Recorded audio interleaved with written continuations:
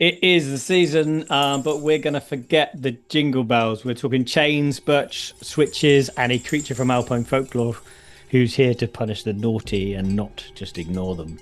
He is typically depicted wearing a truly terrifying horned half goat, half demon creature kind of visage. Think cloven hooves, a long pointed tongue, a body covered in shaggy dark hair that makes him look like a nightmarish wild man. And speaking of the hooves, some of the very oldest depictions give him not two cloven hooves, but a monstrous mix, one cloven hoof and one grotesque human foot. His main purpose is to scare the wits out of you, essentially, and ultimately to punish you. He uses those birch branches, known as a Ruten, to swat the misbehaving, and legend says the truly wicked get shoved into his sack and taken away to his lair to be tortured, eaten, or dragged down to hell.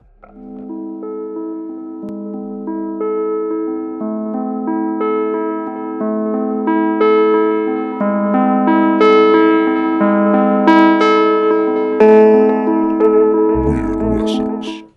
Hello, and welcome to Wyrd Wessex. I'm Andy. And I'm Craig. It's Christmas season, as for those of you watching can tell by my festive Lord of the Rings jumper. So what weirdness are you serving me today, Craig? Today we are talking about the Krampus. Ooh. I always knew you had it in you. So let's set the scene for our weirdos who might not be familiar with this horned horror. The Krampus is a legendary figure in Central and Eastern Alpine folklore, primarily across Austria, Bavaria, Hungary, Slovenia, and the Czech Republic. They're essentially a monstrous Christmas devil who acts as the dark counterpart to St. Nicholas. And it's worth noting that the Krampus is not just an evil Santa. That's a modern misconception, and Krampus is actually a class of entity, much like a vampire. It's not like an individual's name. Oh, scary. So there's actually more than one Krampus. So what's the plural of that? Like Krampi? Krampy? Just let you keep struggling with that one, shall I? No, more than one Krampus apparently is a Krampus. It's got a double Kram SE at the end. Krampus. Yeah, I mean, apologies straight from the top because I'm not a native speaker of German or anything, but I believe it's Krampusse. He is typically depicted wearing a truly terrifying horned half goat, half demon creature kind of visage. Think cloven hooves, a long pointed tongue, a body covered in shaggy dark hair that makes him look like a nightmarish wild man. And speaking of the hooves, some of the very oldest depictions give him not two cloven hooves, but a monstrous mix, one cloven hoof and one grotesque human foot. Bit of a clubfoot sort of limp kind of thing going on there. Because it just makes me think of what's the creature from South Park? Scuzzlebutt. Scuzzlebutt. Yeah, it kind of reminds me of a scuzzlebutt. So, yes, some horrendous scuzzlebutt-like creature. The word Krampus comes from either the Middle German word Kral, meaning claw, or the Bavarian Krampen, which referring to something dried out and sort of lifeless. Krampus itself is a modern term from the 19th to 20th century, popularized by Krampus cards.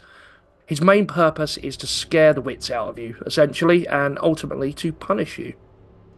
He appears on the evening of December the 5th, known as Krampusnacht, or Krampusnight, which is the eve of the feast of St. Nicholas, December the 6th. The key difference is the exchange. Children in Central Europe place their shoes or boots on the doorsteps or the windowsill on Krampusnacht, hoping to find them filled with treats the next morning. While jolly old Saint Nick rewards those well-behaved children with gifts and sweets, sort of in those shoes, Krampus is there to punish the naughty ones, often by leaving a switch of birch or a coal in that very same shoe. He carries chains which are often thrashed about for dramatic effect, and large bells thought to symbolise the binding of the devil by the Christian Church. Yeah, that's pretty perfect. So you've set the terrifying scene. Now, Andy, what I love about this is how it immediately differs from the kind of Anglo-American Christmas myth we all grew up with.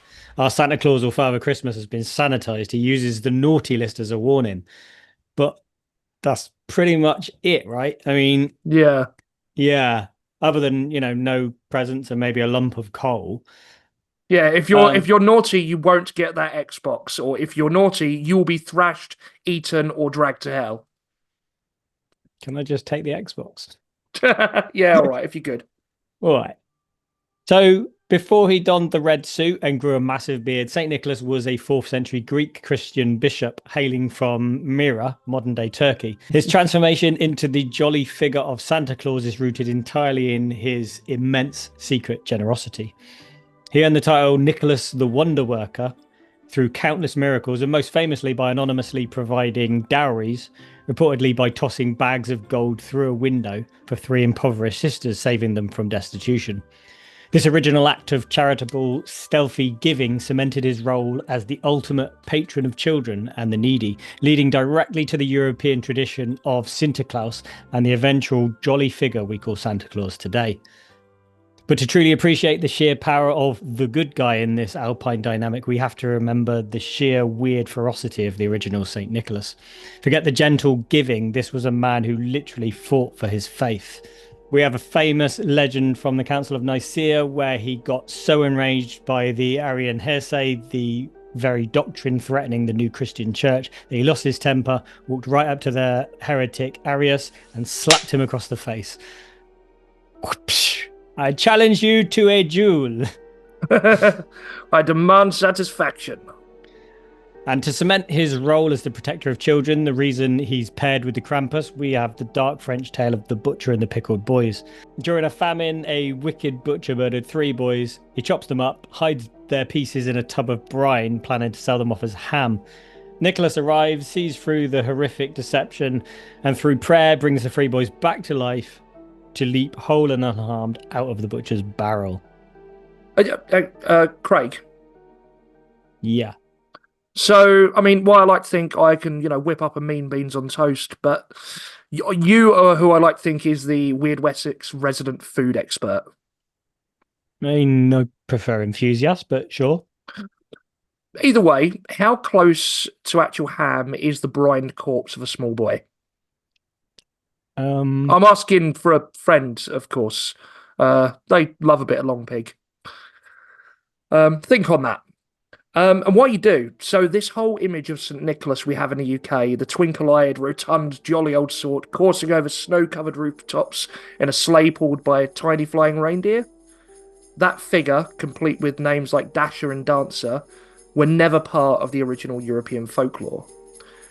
That entire portrayal was an American invention, largely cemented in the early 19th century by the poem A Visit from St. Nicholas, or The Night Before Christmas. That American version gave us the plump, friendly elf who fills stockings, that kind of character. Yeah, and 8 tiny reindeer. Like, people do tend to gloss over the fact that these are like miniature. Yeah, exactly. And technically, all females. I don't know if you heard that one before. Yes, because the males would have shed their antlers already. Indeed. There you go. That's my. That's like the Christmas equivalent to watching the Two Towers and the bit where Viggo Mortensen kicks the orc helmet. He broke his foot there. Did you know? It's the Christmas version of that, basically. But we don't know whether the same rules apply to tiny reindeer, do we? This is true. Could be a complete subspecies. Maybe they don't shed their antlers, in which case they may not be all female. Join us next week to a deep dive on Santa's reindeer.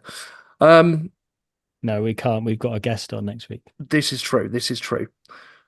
The Krampus tradition is a surviving snapshot of what Christmas folklore looked like before that gentle commercial sanitization took hold.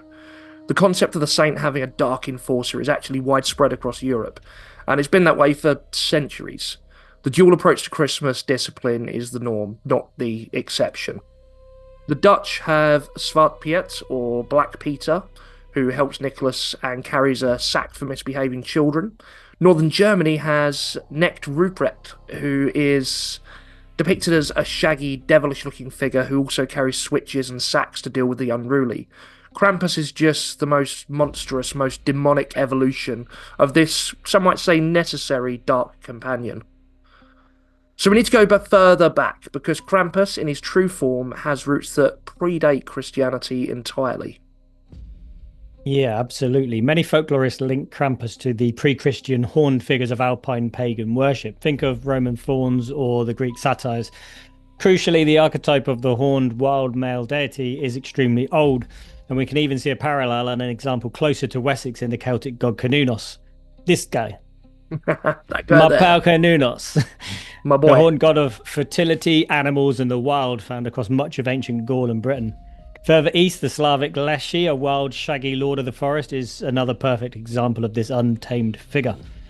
Now, specifically, Krampus is a figure deeply embedded in the myth of the Wild Hunt, the terrifying nocturnal procession of ghosts and spectral beasts that rides through the winter sky, often led by figures like the goddess Holder or Woden.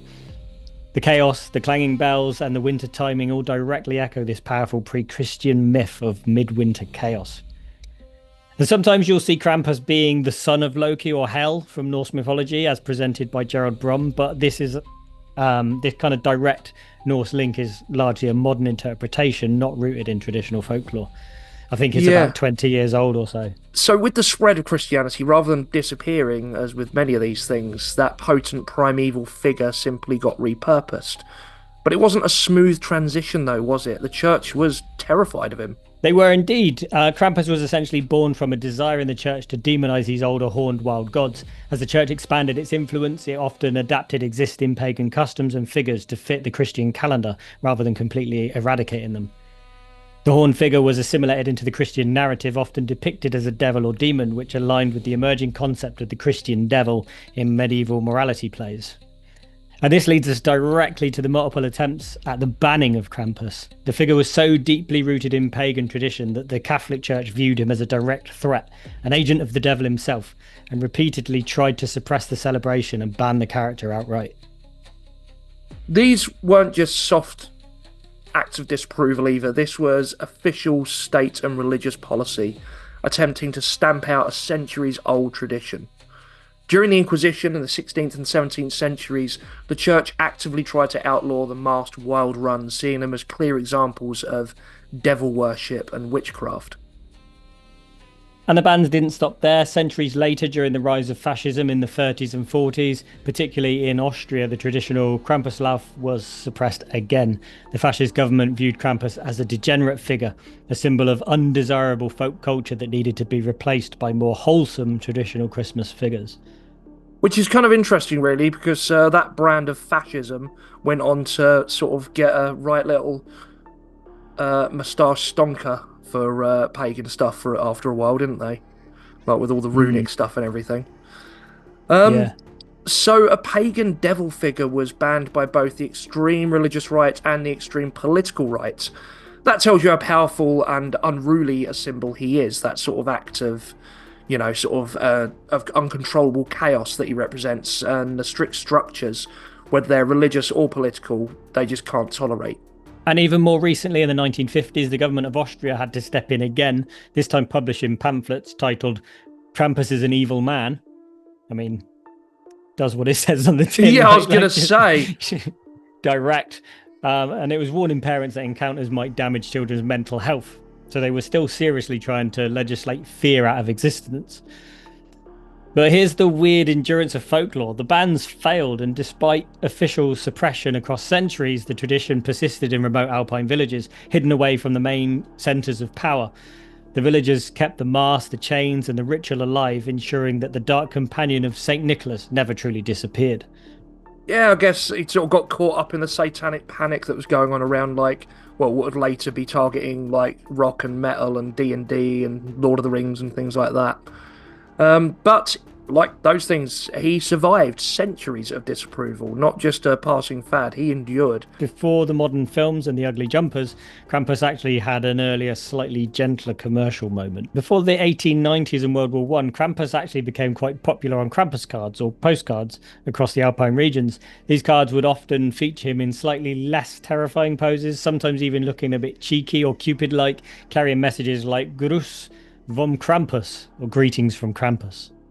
Oh, it was from Krampus to you too. So even a figure rooted in pure terror can't escape the novelty greeting card industry that was sort of booming back then. That is sort of wonderfully mundane for such a weird creature, isn't it? And now he gets his own dedicated evening. The night where kids aren't tucked in dreaming of sugar plums, but huddled together under the covers listening for the bells. Krampusnacht, the night of the beast. As we mentioned, this terrifying event falls on the evening of December the 5th. That is the date, unequivocally, when the beast stirs. And the ritual is precise. Nicholas, that benevolent figure, has done his rounds, or is about to. He rewards the good children. Krampus follows him, sometimes precedes him, in the shadows to confront those who are misbehaving.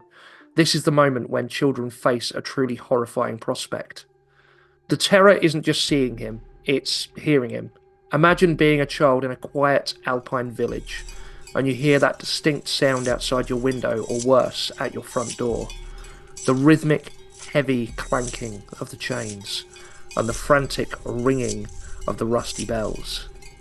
The sound is the ultimate warning. The beast is here. But Krampus is not alone in the European folk pantheon of Yuletide punishment. The concept of a dark enforcer is ancient, and we need to look at some of his cousins who are just as terrifying, or in some cases even more horrifying, if you can believe it.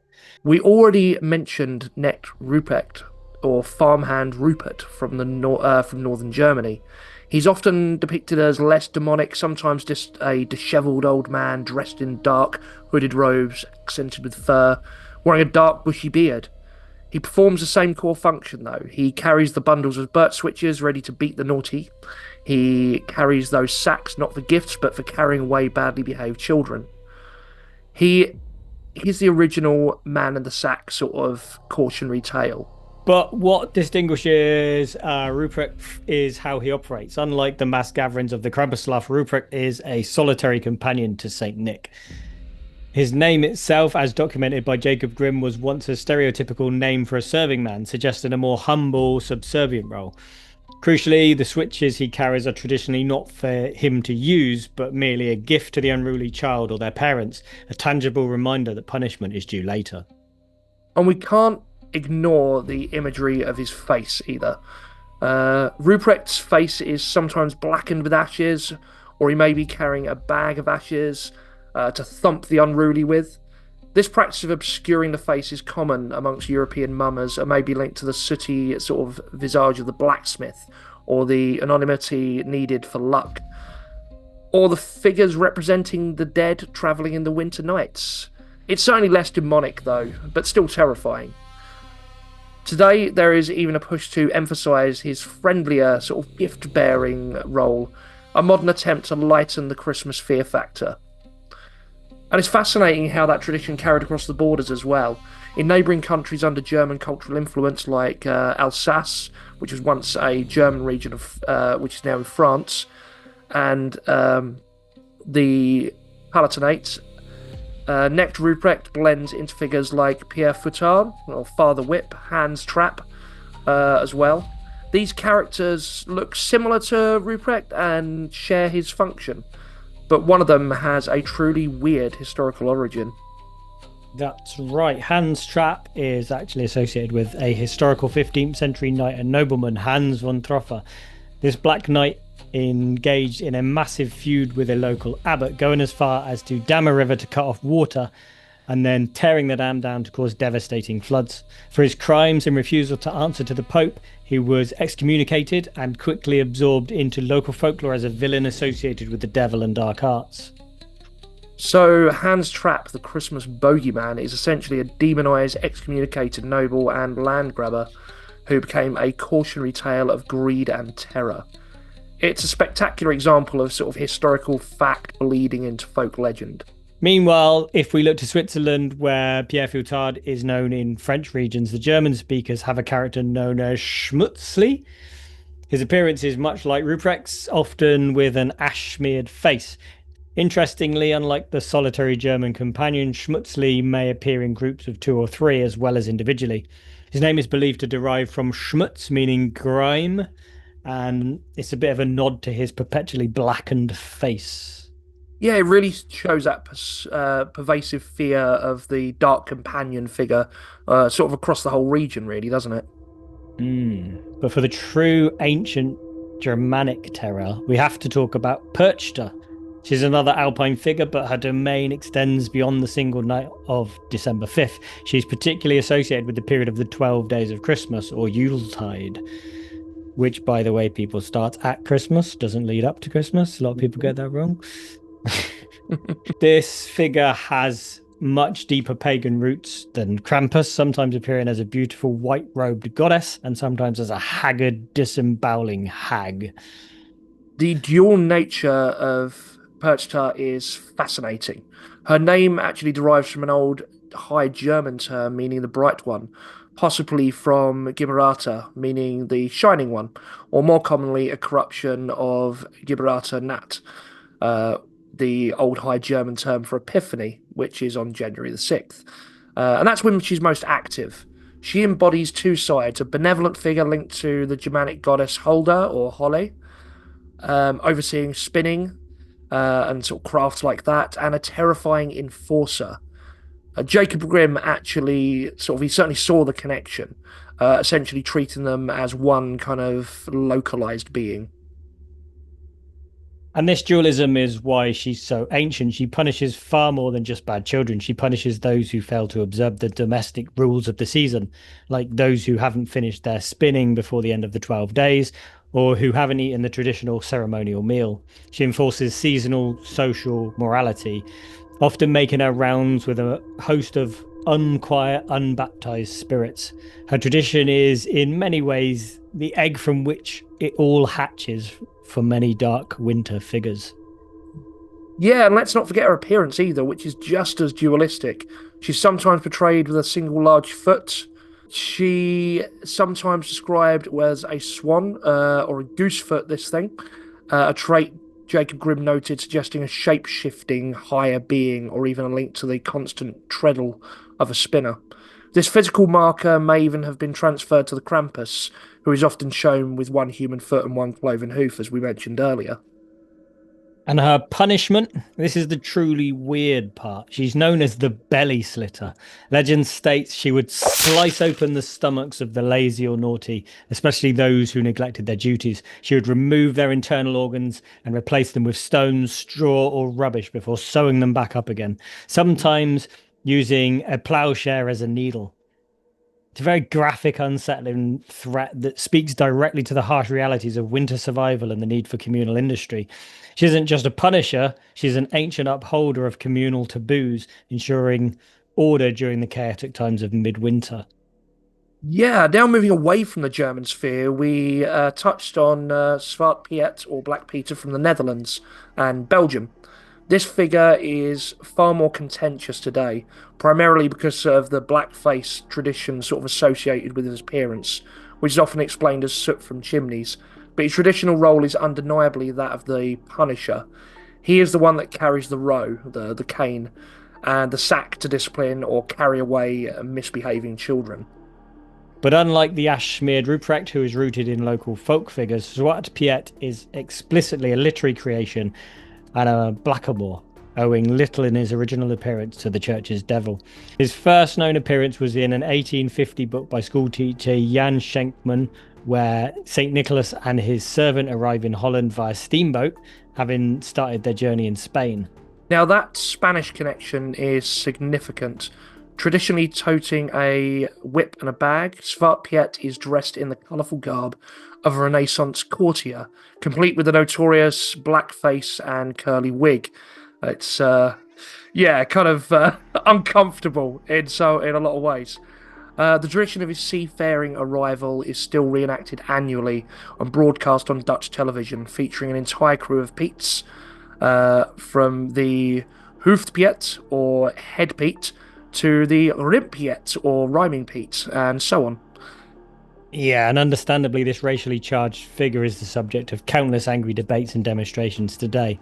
Revisionist attempts to ameliorate the damage are ongoing, ignoring the curly wig to suggest he's merely darkened by soot from being a chimney sweep, or even connecting him to a legend where St. Nicholas frees a slave. Increasingly, he's portrayed less as a slave or servant and more as a gift-giving companion or friend to the saint, though these compromises haven't satisfied either the tradition's defenders or its detractors.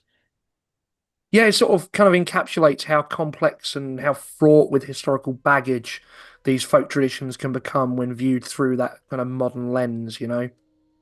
It shows that across the continent, this concept of the dark Christmas assistant is endemic. But for us weirdos, it's hard to find an exact horned devil. But we do have a stunning parallel in the Dorset Ossa. Ah, the Ossa, I've heard of him. This is a local piece of terrifying folk history, depending on who you ask. The Dorset Ossa was a large, hollow wooden head featuring this grotesquely human face with a beard, pair of bullock's horns, and a terrifying sort of hinged jaw that allowed it to gnash its teeth. The 19th century Dorset dialect poet William Barnes even glossed the name Ossa as being related to a Wurs, a name for an archfiend or a devil, making its association with punishment kind of crystal clear, you know? It was described by folklorists as conveying an agonized spirit of hatred, terror, and despair. And structurally, it's even more terrifying. The head was hollowed out so a man could place his head inside and carry it. But crucially, no provision was made for the wearer to see through the eyes. This meant the man inside was blind and the head's unnerving expression was the only focus. It was predominantly associated with Symington riding or rough music, a form of local public humiliation for those deemed morally unruly, particularly couples involved in infidelity. The Ossa was paraded to mock and frighten. Yeah, but crucially, 19th century accounts confirm it was also kept for the purpose of scaring children. The novelist Thomas Hardy himself documented its use, confirming it was an object of terror to children who ventured to intrude in old malt houses. It was our local horned, fear inducing bogeyman. Yeah, which kind of connects Krampus's wild man heritage directly to Wessex, or at least it does in my eyes. All comes back to Wessex. Had to get it in there somehow. Indeed. The term Ossa may actually derive from a Wiltshire term, a wusset, which refers to a pole affixed with a horse's skull and horns. Kind of a clear echo of these pre-Christian horned figures, much like the possible origins of Krampus itself. And for an extra layer of weird mystery, the original mask, owned by the Cave family, was last seen in 1897 before disappearing entirely, with folklore suggesting it was either stolen or even incinerated by a priest. So knowing the Ossa was possibly kept for scaring children and then disappeared, what kind of local cultural need did that figure fulfill that was so powerful that someone either had to steal it or a priest had to burn it? Yeah, I mean, that's you get a lot attached to the Ossa. You know, it may have just been sort of a parade kind of mama's head thing that got all this folklore attached to it. When someone found it, it was like, what the bloody hell is that? But yeah, I think it definitely does. It sort of it stirs something, you know. It's even if it wasn't its original intention, it does kind of evoke that, and you know, sort of. I know we're very desperate as a culture quite often to attach meanings to things where maybe they're not there, but Hmm. there's definitely a bit of wild god to it, isn't there? I would say, based on kind of everything that we see in folklore generally, that there is a connection there. Yeah, It's, I mean, maybe some of the ideas that are directly connected to it are kind of been inflated a little bit by the fact that it was stolen because we don't have that original lore. So we've tried to add other little bits and bobs to kind of make it full again. yeah. I mean, there's yeah, the idea of it being stolen there. I did read somewhere that it's possibly was, and I don't know how they would know this, but it was supposedly stolen and sent to America to some rich person, Oof. which If you're means listening, that, give it back. well, that's what I think it is. Like, I wonder if it is still out there in some private collection, like Donald Trump's got it in his bedroom or something. No, it's that big warehouse that's got like the Ark of the Covenant and stuff like that, you know, being looked after by We top men. we need to get Indy on the case. Da, Well, da, da, da. maybe you can trade it for the Holy Grail. So anyway, speaking of a pole affixed with the horse's skull, which is a sentence Mm. I utter far more often than before I started this podcast with you. We simply must cross the border into Wales to the most bizarre wassailing custom of all, the Mary Lwyd, the grey mare.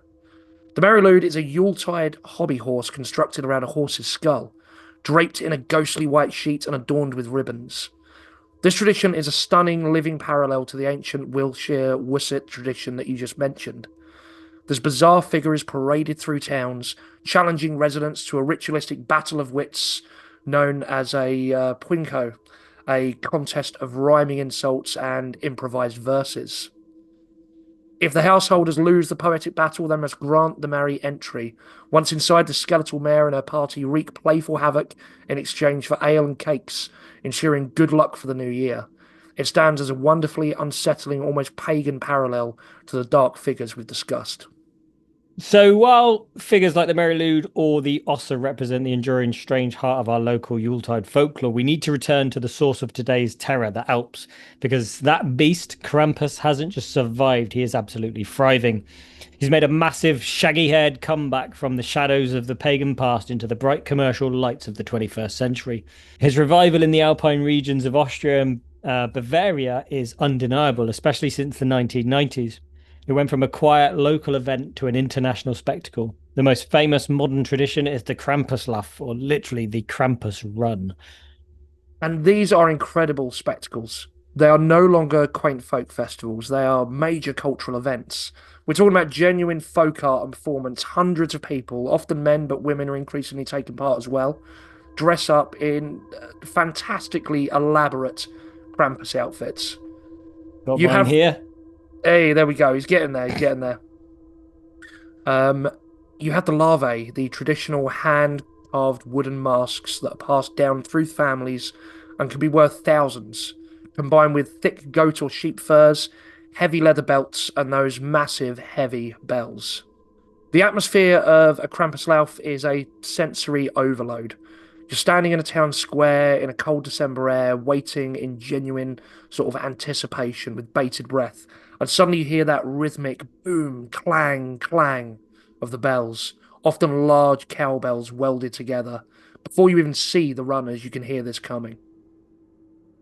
And it's an immersion experience that often has a kick. These runs can get wild. The runners are sometimes placated or welcomed with a bit of a party, with schnapps being offered to the Krampuses themselves. It's truly sanctioned, costumed chaos where you chase the audience and then give the demon a shot of liquor. And then comes a smell of burnt pine, fire, and a bit of aggressive street theatre. It's less a parade and more a sanctioned, costumed riot, really, chasing and swatting spectators with the Ruten. It's an immersive experience. And that spectacle has fueled his global spread. He's gone from a niche European figure to an international horror icon. The turning point for many in the English-speaking world was the 2015 film Krampus. This was a blockbuster confirmation of his appeal. And that film, directed by Michael Dougherty, perfectly captured his appeal. It took the figure, transplanted him into an American dysfunctional family setting, and treated him with a blend of genuine folk horror menace and a fair bit of black comedy. It was brilliant because it didn't use him as a silly monster, it treated this mythology quite seriously, showing him arriving when the Christmas spirit is broken by selfishness and cynicism. It introduced the idea that Krampus isn't just a threat to naughty children, but a primordial force of judgment and retribution. Yeah, he's become the anti-Santa for the pop culture age, and he's become a symbol on endless amounts of counterculture Christmas merchandise.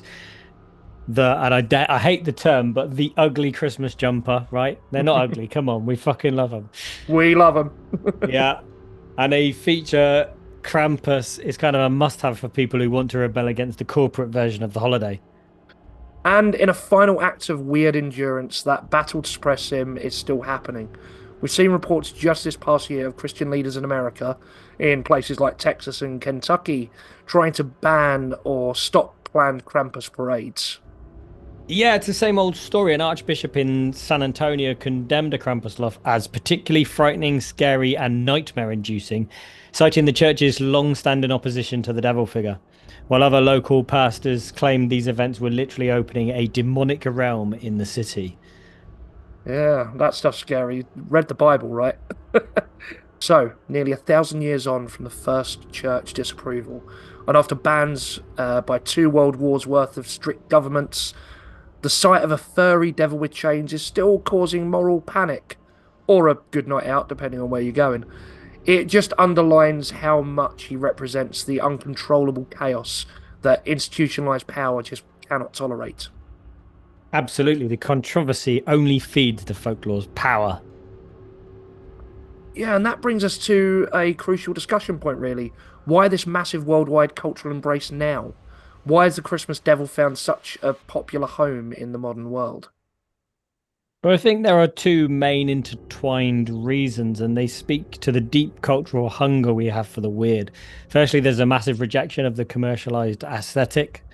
When Christmas is nothing but hyper consumerism and fake cheer, Krampus offers a cathartic, visceral, and real element of tradition. People are drawn to something that feels genuinely ancient and authentic, something the church and the corporations couldn't fully sanitize. Secondly, there is the appeal of safe danger and ritual, really, isn't there? Attending a Krampuslauf or watching a horror film about him, it's a way of engaging with the darker side of winter, the hunger, the cold, the fear of the wild places, from the comfort of modern life. It's folkloric preservation meeting dark tourism, if you were. He's the personification of the chaos that needs to be disciplined before the new year. He's the horror figure we needed to inject some genuine, terrifying mythology back into the holiday season.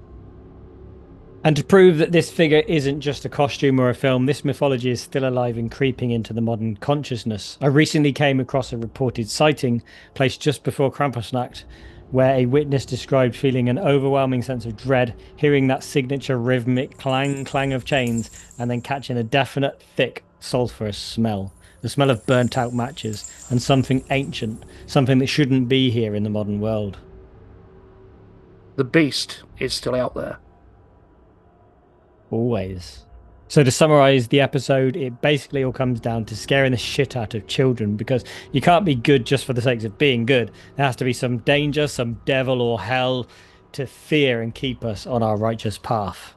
It's incredible, Craig. We've travelled through Krampus and the belly slitter, perched her through the historical villain Hand's trap, right back to our own doorstep with the terrifying now lost Dorset Ossa and the resilient Welsh Mary Lode.